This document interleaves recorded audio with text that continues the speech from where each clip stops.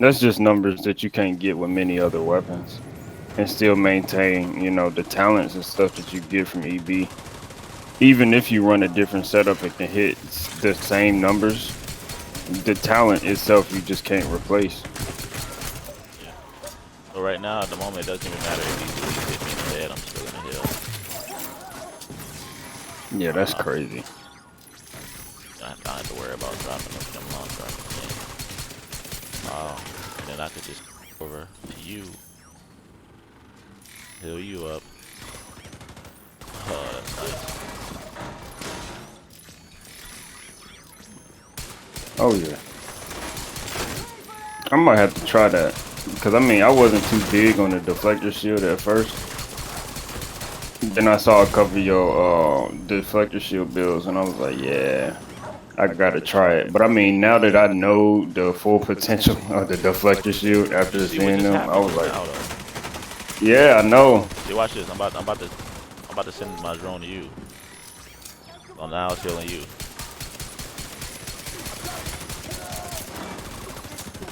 Wait, how many skill tiers you got on that? That 6. healed me like crazy fast. Serious. And I have kinetic momentum. Oh, that's dope. So it's doing the damage with the deflector shield and the repair skill. Everything works by Yeah, itself. that's dope. By itself. Yo, that's actually crazy. Hey,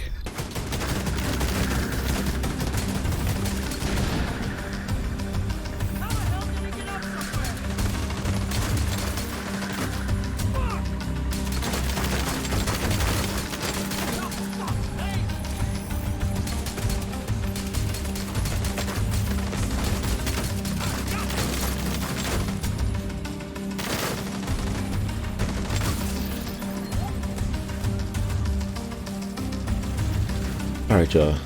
What's good? How's everyone feeling in this time of uncertainty? Without a doubt, the worst Division 2 drought so far. I know this because of the old Righteous Thoughts videos I went back and listened to when I used to talk about that. Not nearly bad as now. But even with the game in its current condition, I'm still dropping builds. And whatever happens in the future, I will continue to make content. So that being said, you should subscribe to my channel if you haven't already. Drop a like too, I'd really appreciate it. Listen, I'm not gonna lie, Division 2 is kind of boring right now, but you know what boredom does? It gives you the time to imagine creativity. This build is nothing shy of that. I wasn't lying about what I said in the thumbnail. I can almost guarantee that you've never seen a build quite like this. And one awesome aspect of it is that it makes the fixer drone super viable. Plus, if you enjoyed my other build, Insurmountable, which is about to break 100,000 views by the way, then you're in for a treat. So without further ado, I introduce you to Lifeline.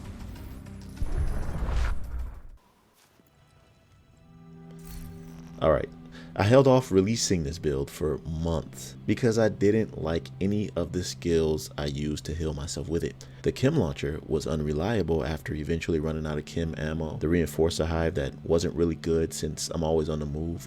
Also the mender and heal trap are just trash in general. There's only one skill that works like a charm with this build, and I'll get into it after explaining more so it all makes sense to you. But I said that this is comparable to Insurmountable and how effective it is. The difference with Lifeline is that it offers healing to support your team and has 40% less protection from elites than Insurmountable, 30% total. Trust me, it's enough because of the way this build is set up.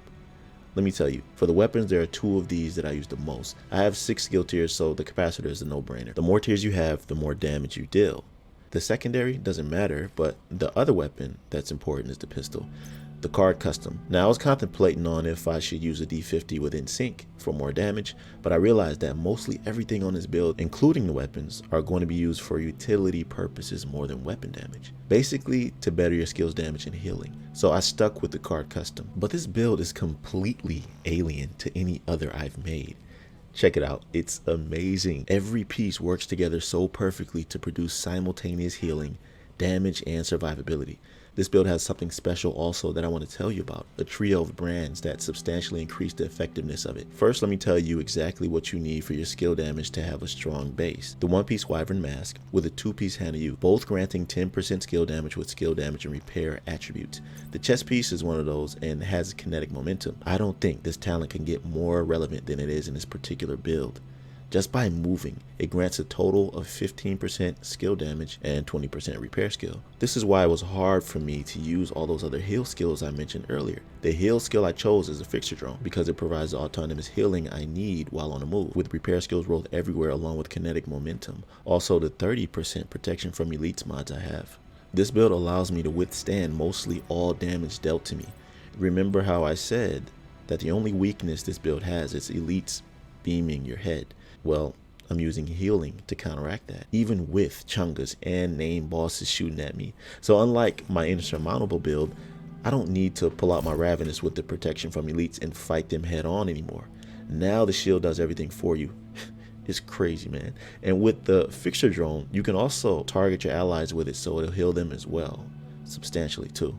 The trio I was telling you about earlier is what makes the survivability here increased so much. I've gathered the first piece of all the 3 brand sets that increase your skills health. The named R&K holster Forge, which grants 50% shield health, Motherly Love gloves for 15% skill health, and Empress International knee pads for another 10% skill health. This is nuts.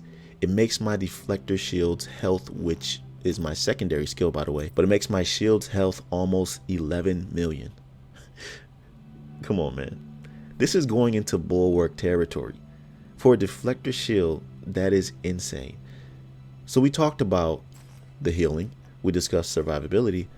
Now let's get into the damage it deals. You thought I forgot about the backpack, didn't you? Definitely not.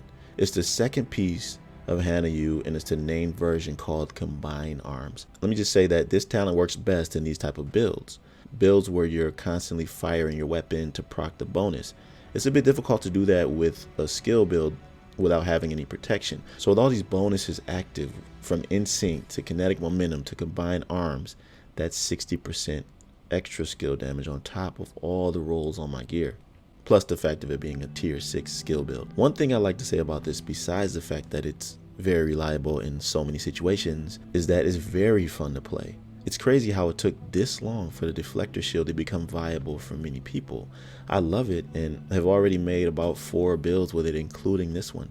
But that'll do it for this video. Don't forget to drop a like and subscribe to join the Identity family. I'll see you on my next video. Be right out.